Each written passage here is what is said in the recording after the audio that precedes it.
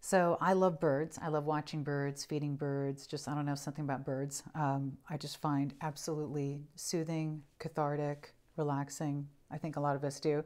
Well, now is the time of year when we're taking down our Christmas decor. And then in a lot of cases, you look around your house and you go, oh, it looks so bare.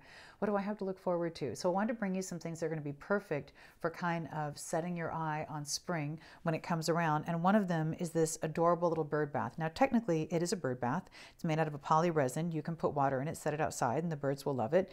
You can put bird seed in it, set it outside. The birds will love it. Or you can use it inside if you'd like to, and you can go ahead and put anything you want in it. You can put covered candies in it. You can put, gosh, little soaps in there if you want to. I always talk about Nancy and her coffee. You can put little coffee Keurig, little K-cups in there if you want to do that too. So it looks like a flower. It has the two little birds here. It's absolutely, absolutely adorable. And I think no matter how you use it, it's going to be something that just makes you smile every time you look at it.